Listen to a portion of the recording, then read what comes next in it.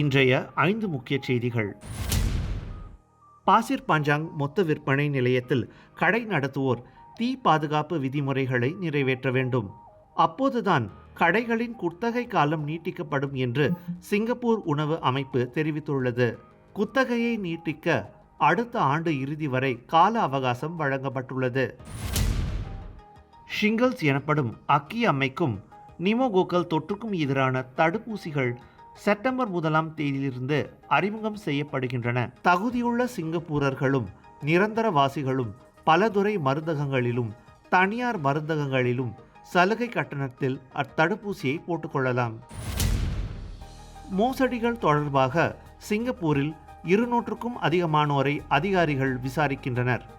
அவர்கள் 6.15 மில்லியன் வெள்ளிக்கும் அதிகமான தொகையை மோசடி செய்ததாக சந்தேகிக்கப்படுகிறது.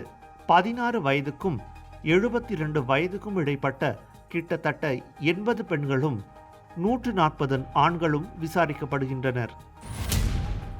இவ்வாண்டின் தேசிய தின அணிவகுப்பு நாட்டின் பன்முகத்தன்மை, துடிப்பு, அனைவரையும் உள்ளடக்கும் தன்மை ஆகியவற்றை பறைசாற்றியதாக அதிபர் தர்மன் சண்முகரத்னம் பாராட்டியுள்ளார்.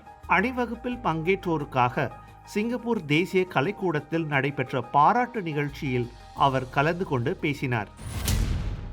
இந்தோனேசியாவில் வெடித்துள்ள ஆர்ப்பாட்டத்தில் உணவு விநியோக ஓட்டுநர் மாண்டது மக்களை ஆத்திரமடைய செய்துள்ளது. அதைத் தொடர்ந்து ஆர்ப்பாட்டக்காரர்களை அமைதி காக்கும்படி இந்தோனேசிய அதிபர் பிரபோவோ சுபியாந்தோ கேட்டுக்கொண்டுள்ளார். இது போன்ற செய்திகளுக்காக தமிழ் முரசுடன் தொடர்ந்து இணைந்திருங்கள். தமிழ் முரசுக்காக கீஜனார்த்தனன்.